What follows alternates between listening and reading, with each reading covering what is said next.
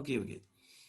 Now, another way to provoke instant writing, remember the topic is instant writing, is to use pictures. So we have seen here sentence, you give some ideas to your students to write. Then we talked about music, all right? Music as a generator, remember, don't forget, not as a background music, no, as a generator. They are going to use the music to create words, sentences, stories. So they're going to use the music, all right? Not just hear it and make you feel relaxed, comfortable, or happy. No, they're going to use the music, as one of your partners says, I think Luis, it's a hint, a tool, no? To write something, all right? So don't forget about it. Now, the other one is using pictures. How could you use pictures to make your students write? Please tell me.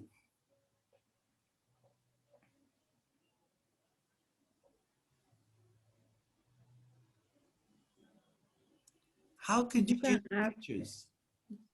You can ask students describe the pictures. Yeah, So they can write. yeah, this is one of the most common ways. Yes. So you show them some pictures and they need to describe it. No? They are asked to describe the pictures. Any other one?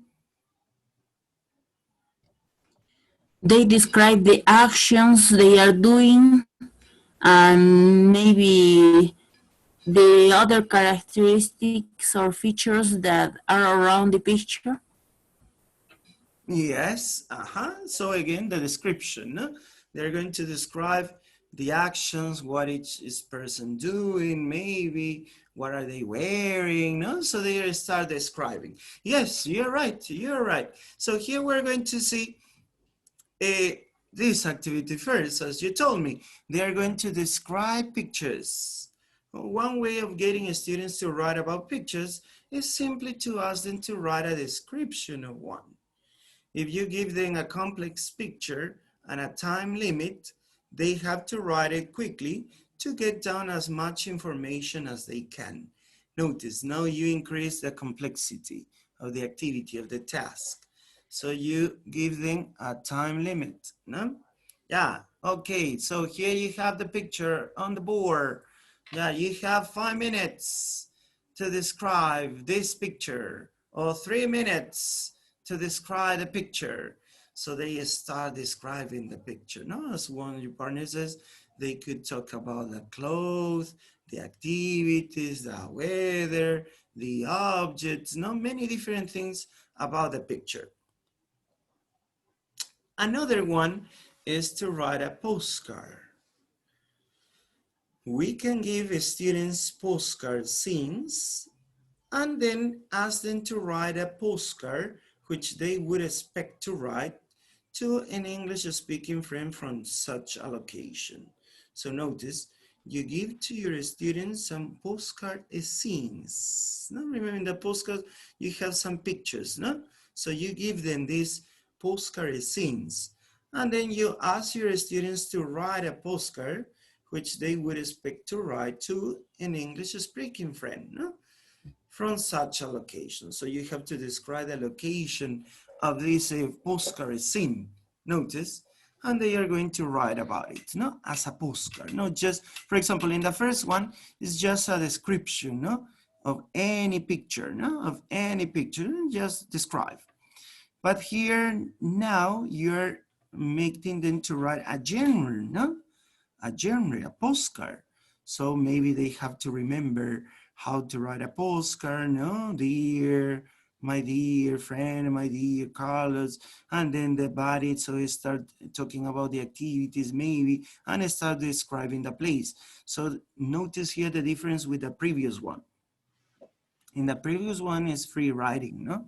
Just write, describe something. But in the second one, it's also an instant writing, but they are going to describe this postcard scene and they are going to write a postcard to a person, no? Who is a speaking English friend. No? And they have to analyze, notice, they have to analyze the genre, the text construction. So for example, in postcards, you don't need to write too much, no? Phrases or sentences, short sentences, in order to have a concise information. So notice this. They are writing, instant writing, but at the same time, they are trying to analyze the language, for example, that they are going to use, no? It's mostly an informal language, all right? So they are analyzing at the same time. It is instant writing, but at the same time, they are analyzing the genre, no? The type of test. Notice here. So both are related to pictures, no? Using pictures. One free, and the second is related with a genre, no? Postcards.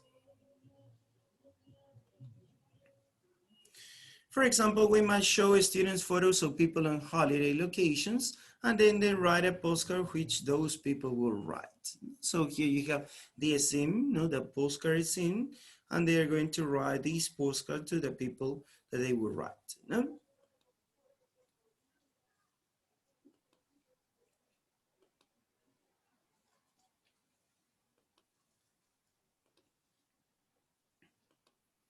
Yeah, this is the same. Let's pass to the other one.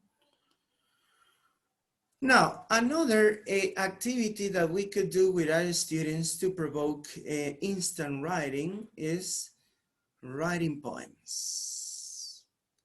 Have you ever used this activity? Poems, your students start writing poems. When I say poems, it doesn't mean that they are going to create an elaborated poem, no? Because when we talk about poem, a real poem, so it's sophisticated language, no? But this is not the purpose, no? Because they are not going to be writers, no? Professional writers, no. The purpose here is to create some special language, no? That they could use in order to write poems. Have you ever used this?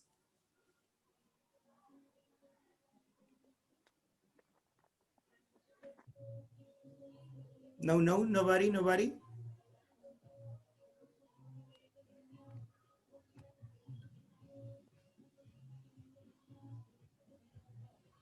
All right, so here we're going to see how we can use poems in order to make our students write something. One of the most basic ones is the acrostic poems or alphabet poems. So an acrostic poem is one where the first letters of each line when read downwards from a word. So this is the acrostic, no? For example, here you have one example, no? For example, you write beach, the word beach. And you have the letters B, E, A, C, H. And they have to write no, downwards. No, B, blue sea, sunshine on waves. E, easy days.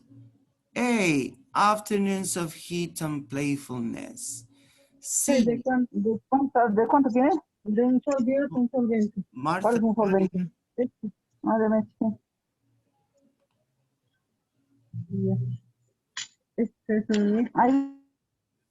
All right, so don't forget please to turn on your microphones. Yeah, so notice, here this is an acrostic poem. Charms of summer, anger of the storm. H, home, and the each of sun. Notice some simple phrases. Notice they are not sentences. They are phrases that they could imagine, they could create. Notice this is spontaneously. So you give a word, and with this word, they have to create a poem. They can do it personally, or you can do it in pairs or in group as a contest. No, for example, I use this too. No, yeah, okay, I'm gonna give you words, and you have to create a poem that the first group who finish has a prize. And they start writing, okay, no, B, I'm going to say B, yeah, my idea for B, yeah, my idea for E, and they start writing. Notice this is spontaneously, creatively. So they start writing, notice, they start writing. It's not planned, it doesn't need here so much preparation to do that. It's more spontaneously, creatively. So this is the acrostic. The other is the alphabet, no? The alphabet poems. A is for armchairs that make me comfortable. B is for the butter that I spread on my bread. C is for the children that love. Notice. And they start writing this, no? In the alphabet. Yeah, you are going to write a poem with from the letter A to the letter G. And they start writing, no? U from the letter H to the letter Q, and they start writing. Notice, here, this is an spontaneous activity in order to encourage our student the writing habit. Remember, the instant writing and the collaborative writing are areas that we are going to make our students to increase their writing habit. Another here, you have maybe words. If you have a beginners, no, students who just start learning English, so you must name words. For example, there is a common game related to this. Now there is the tutti frutti, no? It's a similar way that you have a letter and they have to start writing words, no? Movie, animals, plants, countries. No, this is a kind of way. No, this is a kind of way of an acrostic. But here is like a poem. No, A, actors, businesswoman, chemist. Notice, for example, the topic of this poem is jobs. So they need to write a job for each letter. Actor, businesswoman, chemist, and so on, no? Dentist or doctor, engineer. And notice, with the alphabet, they start writing words or phrases as a real poem, no? So notice here, this is that you use the technique of writing poems.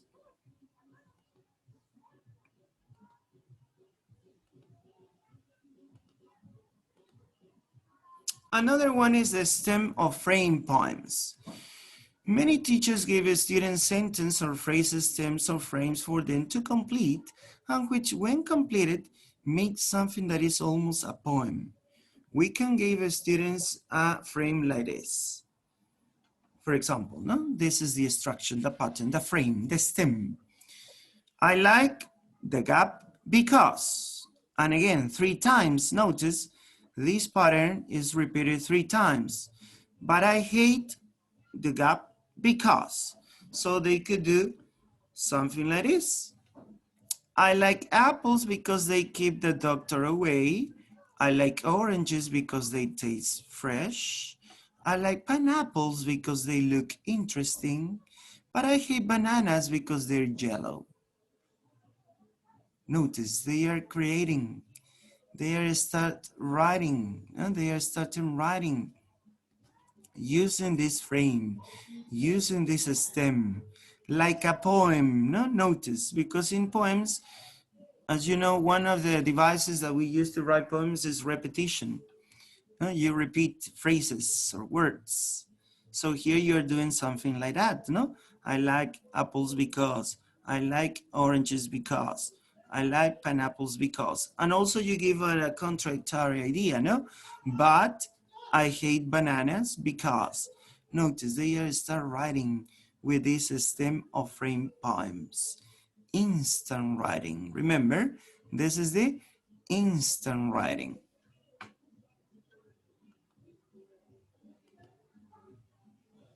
Now, we have analyzed some activities to increase the instant writing in our students. Remember, we can use sentences, the beginning, when we talk about the sentences, you can dictate sentences to your students, maybe part of the sentences, or maybe you can give them topics to write about it and they have to write 2 or 3 sentences.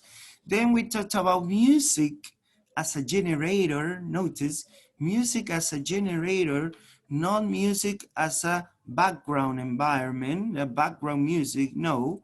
Yeah, you could use it. I'm not saying that it's not correct to use music as a background. Yes, it's so helpful. I use it too. I use it. No reasonable. I mean, my students listen to some rock, but most of the time, remember, most of the time try to use music with no lyrics, because the lyrics make students to not to be focused on the writing. They are more focused on analyzing the lyrics. They start singing and doing any other activity. So it's a distracted way. Yeah? If you want to increase your students' writing ability, try to use music with no lyrics. And as I told you, instrumental doesn't mean that it must be just classical. No, no, no, no. You could give them any kind of pop music, rock music, but without the lyrics, without the voice, the singer voice. No, just the music. You can find this on the internet, no? Just the music, no? This is called the track, I think so. Just a track, no voice.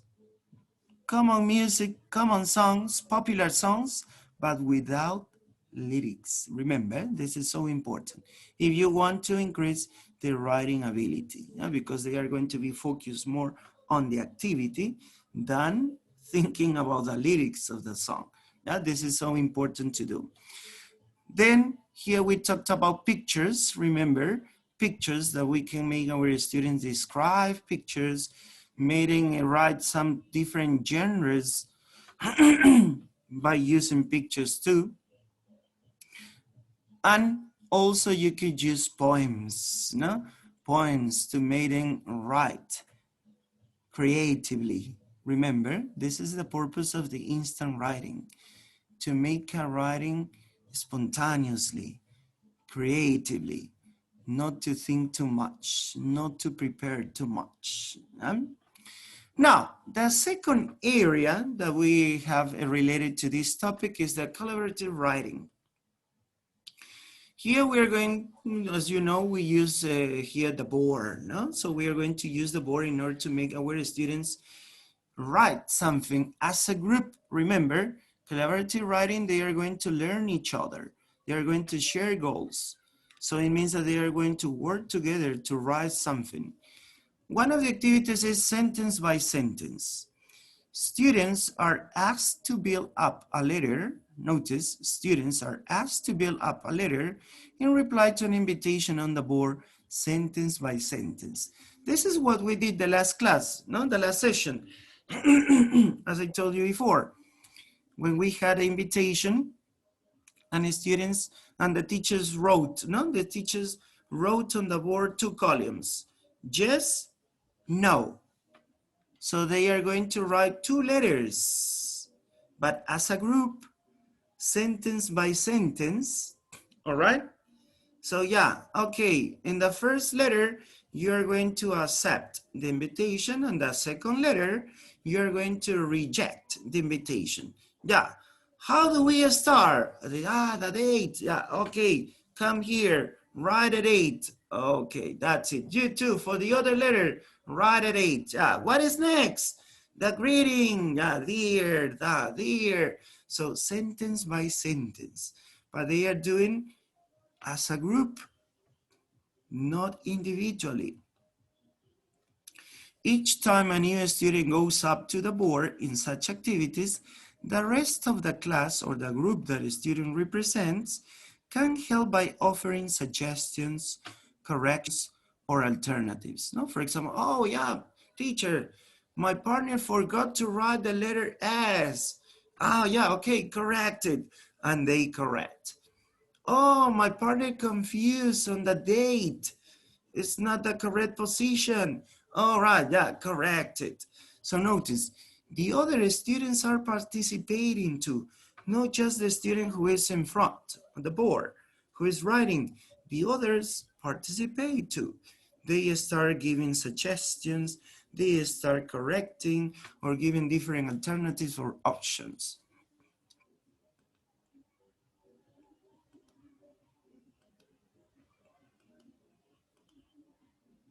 Another one, and we talked about this, for example, in speaking, no? This is related to reading, speaking, listening.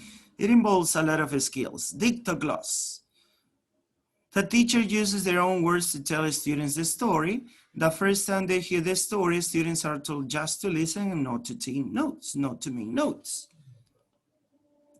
Then, in pairs, the students now discuss what they have heard and try to establish the main facts of the story.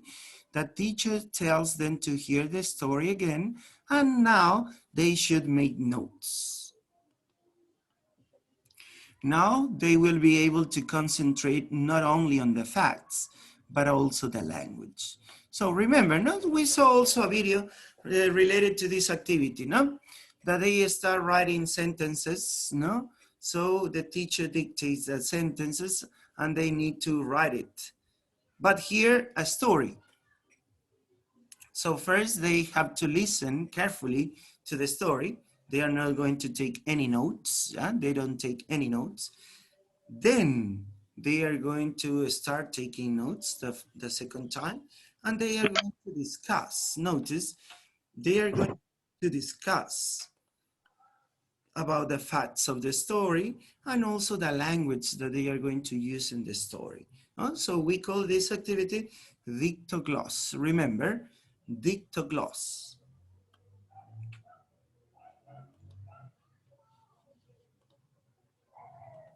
Oh, yeah. So writing in groups or pairs, rewriting, expanding sentences. Students are presented with a stereotypical statement and asked to amend it to reflect the opinions of the group. This provokes discussion, not only about a topic, but also about how to write a consensus opinion appropriately. The students are then presented with some examples of stereotypical statements, like is on the topic of gender difference. No? So the teachers write, on the board some stereotypical statements. No? For example, it says, no, boys like football. Girls like shopping. So this is a stereotype, no? This is a stereotype. So they are going to start discussing. They are going to start giving their opinions and they are going to write about it. And they could do it, notice, they could do it individually. Maybe they can work in pairs or as a group. Notice, they are going to rewrite, expand. They are going to expand these sentences. For example, they could write, no? Oh, no, we don't agree with boys like football. Also, women could like football and they also play really well. And notice, they are expanding. With these stereotypical statements, they are going to expand. They are going to rewrite these sentences, okay?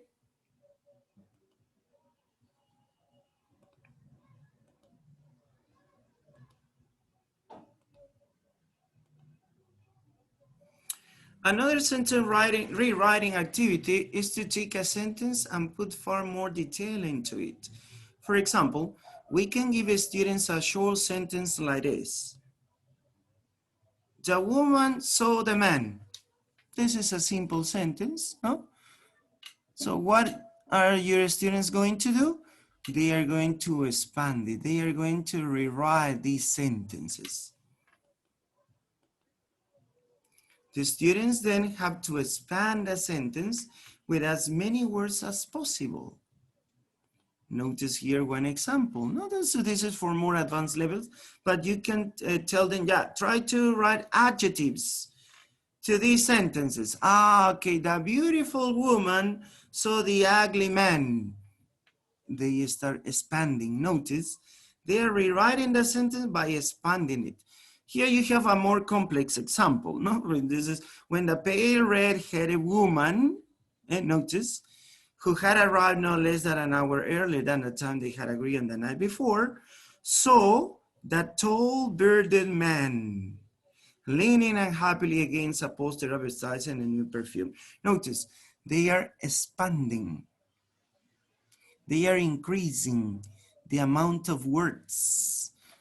As I told you, this example is for more advanced levels, but from basic levels of beginner or pre-intermediate, you can ask them to add maybe 2 or 3 adjectives, no, for each word, or to give some details about the action, no? So you can do something like this, all right? So they start writing notice in groups. Yeah, okay. Notice the board. Now come here. One member of the group, expand this. And they start raising and start adding words. Okay, now you expand or add another word. And they go to the board and write another word. So they can do it in groups. Notice they are going to do it in groups. Maybe you give them a wallpaper. Yeah, here you have your sentence. Expanding, you can give them time, no? You have 5 minutes to expand. I'm going to count the number of words and the others the same, no? Yeah, here you have the sentence, expand it. 5 minutes, I'm going to count the number of words. The group who write more words is the winner. So notice, they are working in groups or in pairs, all right?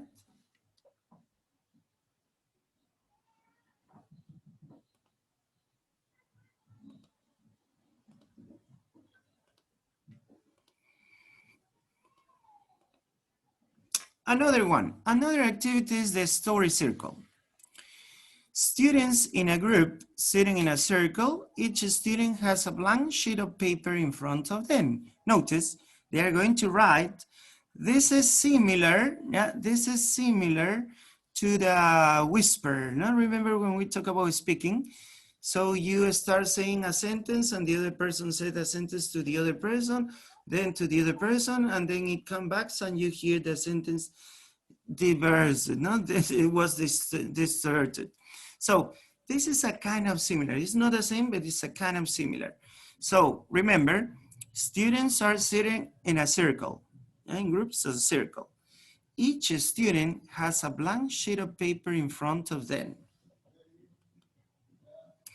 The teacher dictates a sentence. For example, once upon a time, a beautiful princess lived in a castle by a river. So all of them, all the students must write this sentence in the paper because all of them have a sheet of paper. Remember, all of them. No, it's not one paper and then you pass to the other person. No, no, no, no, no. Every person has a blank sheet of paper. And every student must write this sentence. This is the beginning of the story. Once upon a time, a beautiful princess lived in a castle by a river. They write it at the top of their piece of paper. Each student is told to write the next sentence of the story. So every student on the paper, on his or her own paper, must write the second sentence of the story. Is whatever they want, no? According to their imagination. Notice, yeah? Okay? So don't get confused. This is not one paper and then you give the paper to the student and write a second sentence. Then you give the same paper to the third student and the third student write a third sentence. No, everyone must write the second sentence.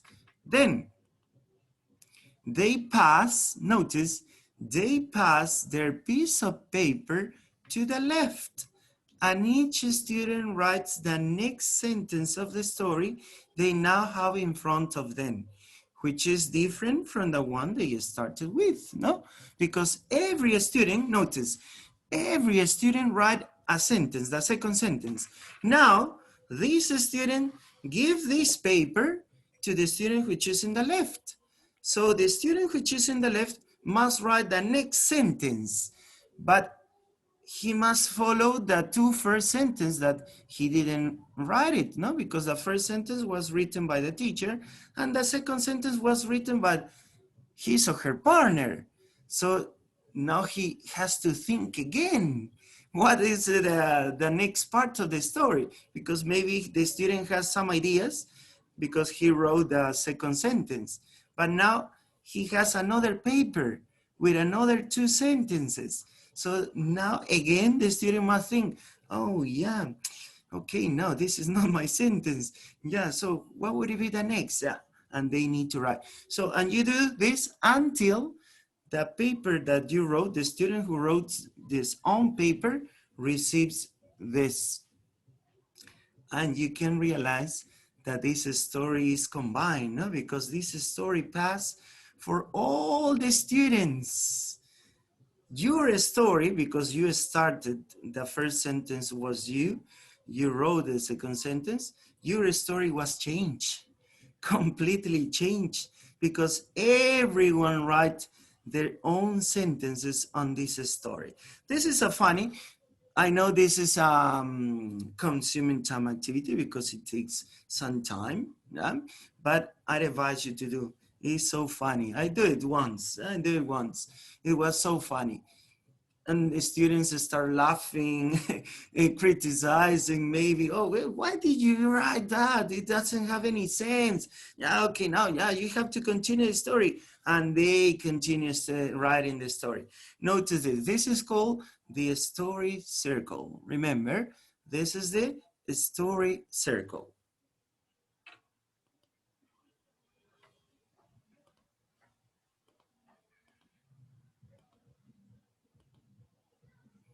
Here you have an example. Now this. Notice once upon a time, maybe the other student forgot to write this word, so you can correct it. Notice the other students also made a proofreading. Oh yeah, teacher, but this sentence is not correct. Yeah, so I need to correct this. No, and the other person says she was very clever. The other, she was overread and studied. The other, however, she hasn't seen the Georgia's nature around her where she was living. She had a stepmother that hated her very much. The other, if you notice, you have different handwritings because this paper was written for many students. No, a lot of students wrote in this story, not just one person. That's why here says writing in groups or pairs. So the students wrote this story, different ideas, different opinions, and finally they wrote the story. Now this is a student-generated fairy story.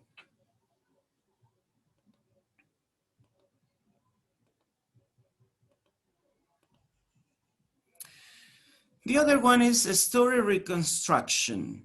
Here we're going to use the jigsaw technique. Students are divided into, say, 4 groups, A, B, C, or D. Each group is given one of these set of pictures which they have to talk about and memorize as many details of as possible. No? Here you have these pictures. So you give them a set of pictures. They are going to discuss about these pictures. Then the pictures are then taken away. Students are now regrouped. Notice you change the member of the groups. They are regrouped so that each new group has a student from the original groups A, B, C, or D. And what are they going to do? They are going to recreate a story related to, oh yeah, I remember that the second picture was this. Yeah, it will be the second part of the story. No, I remember that the picture was this, the third one. Yeah, so they start talking about this picture, but with different members, no? It wasn't the same members, the original groups, and they start writing this story. Students have to work out a sequence, notice, for the 4 pictures, and then create a written test which tells the story of the sequence. This activity works well. It provokes a lot of discussion, which in turn gets the students to write with enthusiasm. So this is the purpose of this activity, to write not in an individual way, to write as a group, to discuss their ideas, the connection of their ideas, to organize their ideas, to write a story. And they can do it enthusiastically, with enthusiasm.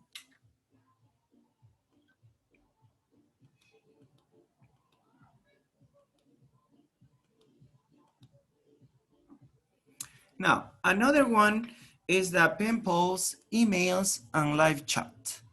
For example, nowadays, our students are so familiar with this kind of writing, no? They use chats, they use the emails. So teachers have always encouraged students to correspond with pen pals from different towns or countries. This is significantly easier and more immediate with email exchanges between key poles or mouse poles. So here you have an example, no? This is a simulated email exchange between intermediate students. No? So they wrote a message, no? The email dialog sheet. So one student says, hi Lynn, how are you? How good? I write you because me and my friends are going to London this Saturday. So they start creating the situation. And the other answer, hi Caroline, I'm fine. I like to attend your inviting, but can you tell me the time of this play? And the other person, no, oh Lynn, there are two functions. Notice, they start writing by using chats. You can use, for example, here also the real chats, no? Web pages to do that. If you have a possibility to use a laboratory, computer laboratory, so you could say, yeah, enter to this chat and try to write it, messages. So it makes this situation more real, right? It's not so simulated. You could use a simulated because you could use also the papers, no? You give some frames of a chat and they have to put complete these chats, no? And they have to give this to the partner and then this partner reads the chat and gives back to the other student. So you can do that, no? So it's very important to do that. I also use this part using these chats, no? I gave them this framework empty, no? Empty, and they have to complete it, no? With a name, front, subject, and then the body, no? Of the message. And then this student finished writing and gives this to the other partner. So the other partner reads this email and now he's going to answer back, reply, no? He's going to reply this email. Again, with the empty framework, and they complete this empty framework and give to the other student maybe another reply, no? So you could do that. Notice, this is a collaborative writing using the emails, live chats, or pen pals.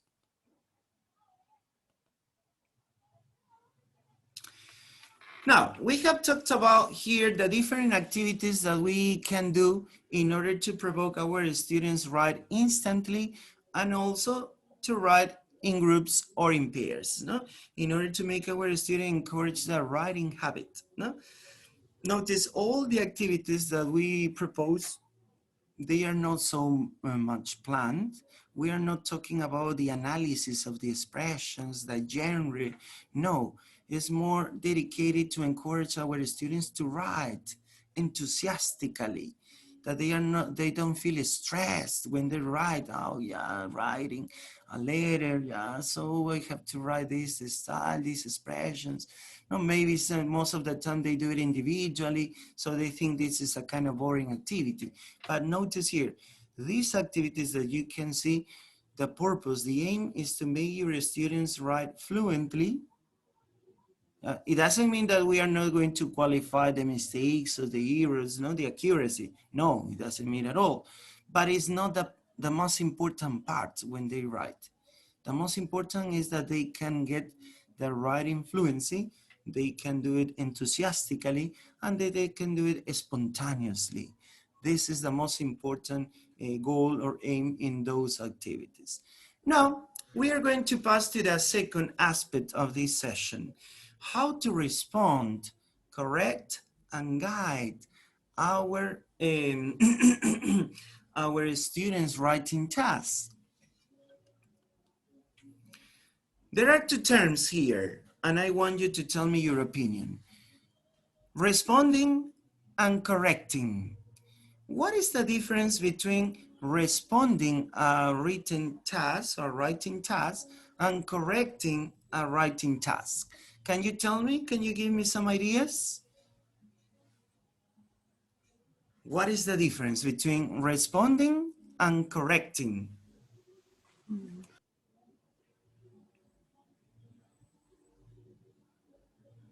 Any idea? Any idea about responding and correcting? What is the difference? Or maybe you think that they are the same. Responding is when they respond an answer, but correcting is when they give an opinion about something. Oh yeah, okay, yeah, but remember, I'm talking about the teacher's reaction. This is the teacher's reaction. How do you react to your students' writing task. Know the students, it's about you. It's about you, the teacher. How can you react to your students' writing task? And here you have two ways to react to your students' writing task. One of them is the responding and the other is correcting. So my question is, what is the difference between these two reactions? Remember, this is the teacher's reaction to your students' writing task. What's the difference? Responding and correcting.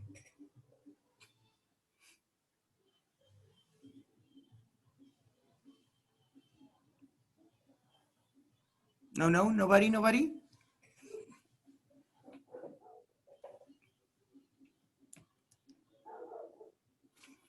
Okay, so don't worry. So here we are going to analyze it. Notice, responding is discussing the student's writing rather than judging it. The accuracy can be evaluated, but so should the content and design of the writing. So remember, discussing is when you give some opinions about the task. You could analyze also the accuracy, but the most important here is the content and the design of the writing. So you are going to discuss the writing rather than judging it. And what about correcting? Correcting is when you're focused more on fixing the syntax, grammar, and word choice mistakes in the writing. So notice these two ways to react. Remember, this is our reaction to our writing tasks, the students' writing task. You respond, and also you can correct it. So let's see here, ways of correcting a student's work. One of them is the selective correction. So it means that we don't need to correct everything in a test. Sometimes when our student give us the written test, so we try to correct every detail, no? Yeah, here he forgot that comma, he used the tense not in a good way, he used or misspelled the word, so we correct every detail of the test. But remember, it's not necessary to correct everything. So in selective correction, we could correct only maybe verb tenses. So you tell, yeah, today you're going to write something, but I'm going to focus on the tenses. Or only punctuation, or focus instead exclusively on word order. Just that. Notice, not often. Sometimes we are so thoughtful and we say, this is hard. No, sometimes because when we correct writing, it's so hard because you have to correct punctuation, spelling, agreement of tenses, subject, verb tenses. So we have to correct almost everything, no? But remember, you can separate this. Yeah, this writing, I'm going to check just the tenses. On this writing, I'm going to check just the punctuation. But it's so important that you have to tell to your students. You have to tell them, yeah, today, remember, I'm going to check tenses. So be careful on the tenses, please. So we might correct maybe only one paragraph, no? The organization of one paragraph or the uses of appropriate levels of formality. So notice, in this way, your task, your job is not so stressful, no? Because it's so hard to correct the writing. No, it takes a lot of time it takes a lot of time.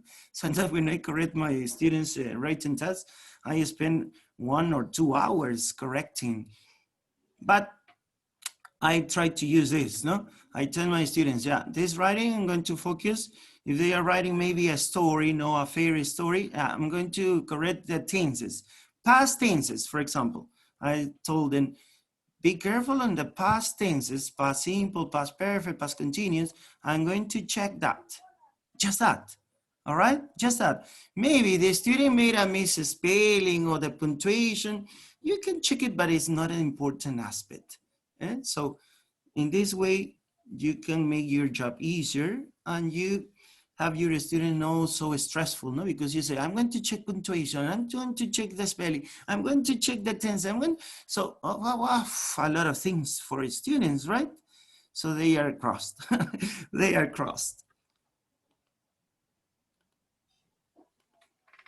Using marking scales. Now, this is one of the most common ways to check our students' writing tests. Many teachers use a range of different marking scales when correcting written work and written tests. No? This means that though students may fall on, say, grammar, they can still perhaps do well in the way they answer tasks on their use of vocabulary. Teachers may want to give marks out of 10 for each category they have chosen for a student. No? Grammar, vocabulary, coherence, or cohesion. So you can give some points, no? Grammar, 2 points, maybe vocabulary, 2 points, coherence, 3 points, cohesion, 3 points. So you are using marking scales, but remember, you must tell to your students. The other way, and I know that you mostly use, is the correction symbols. In order to avoid an overabundance of red ink, because sometimes we correct the test with using the red ink pens, so many teachers use correction symbols. These also have the advantage of encouraging students to think about what the mistake is, so that they can correct it themselves. No? So here, this is an example, no? Because you can create, you can create your own symbols. Yeah?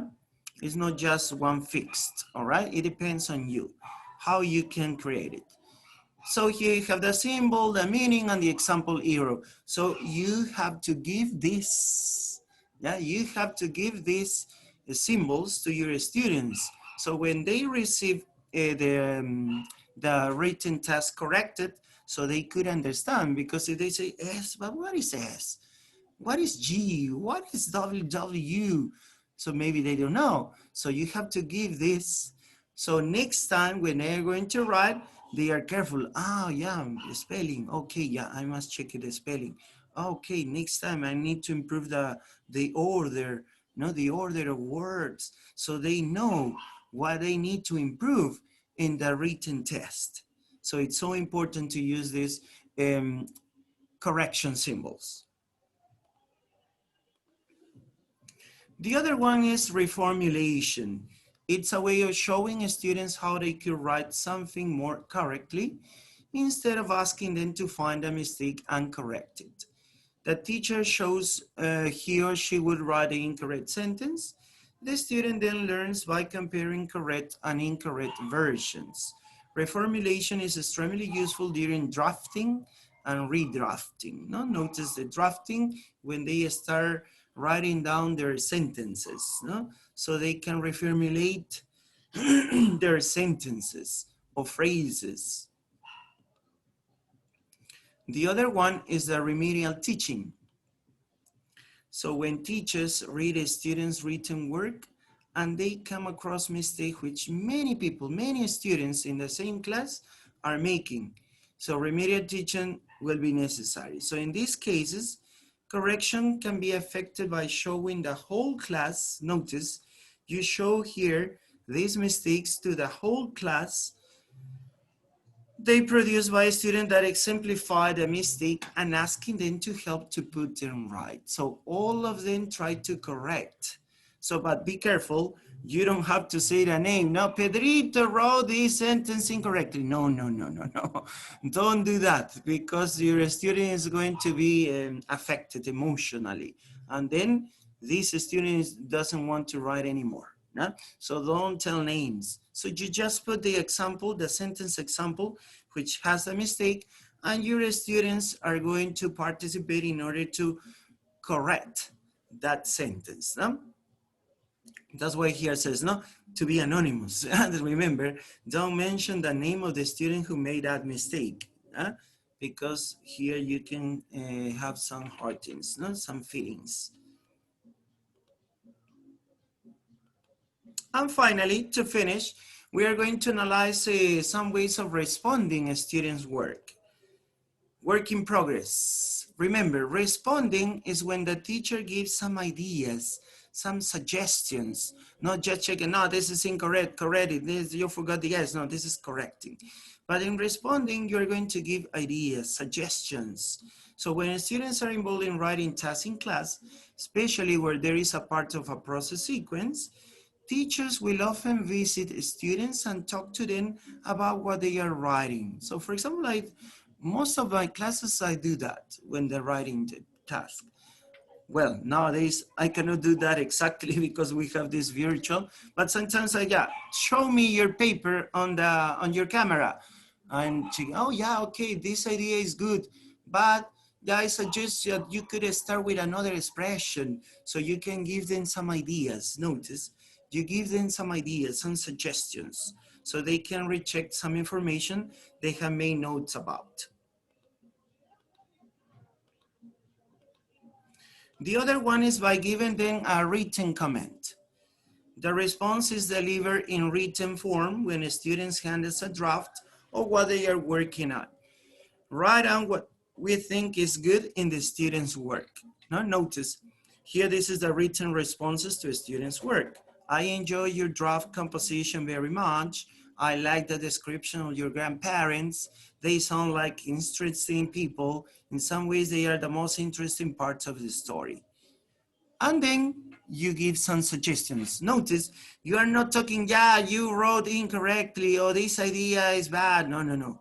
First, you give some good points, and then you start giving the suggestions, no?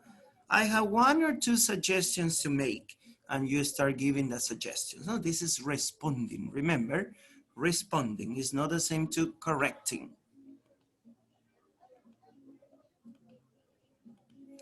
The other are the post-task statements and the taped comments.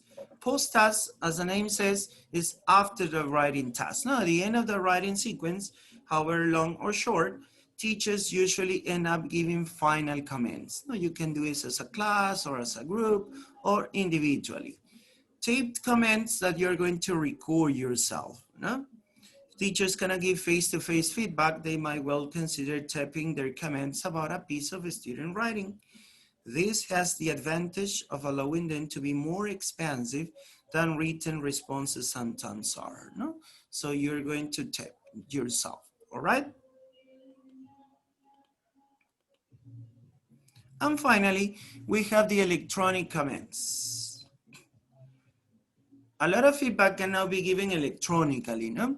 Either by email or through test editing programs. Nowadays, we're using the chats, no? The chats platforms for the growing number of students who have access to computers and do their writing via keyboard. Feedback of this kind is extremely useful. No? You can use here, as you can see, you can give the response by email or maybe the test editing programs. For example, in Word, I don't know if you've used it before. If you use Word, Word has a feature that you can correct text. I don't know if you have used the track changes. Have you ever used this characteristic, this feature of Word? Or commenting? Have you ever used it before? In Word, I'm talking about the program Word. You have this option. If you don't know it, try to check it. It is called track changes. Track changes. So you can correct written text. You can put it in different colors. You don't take out the word which is wrong or incorrect or the expression which is incorrect. You have both the incorrect or the no appropriate word of expression and the correct or appropriate one. And also you can give comments, all right? You can give comments to some parts of the test. Nowadays, remember that we're going to use this more technological, no? This is nowadays more technological way. So notice here this last aspect of how to react. Remember, in this last part, we are talking about how to react to our students' writing tasks. There are two ways, the correcting and the responding. Correcting, remember, is more fixed, related to check or analyze the grammar, vocabulary, spelling, punctuation, and you're giving some correct options. No?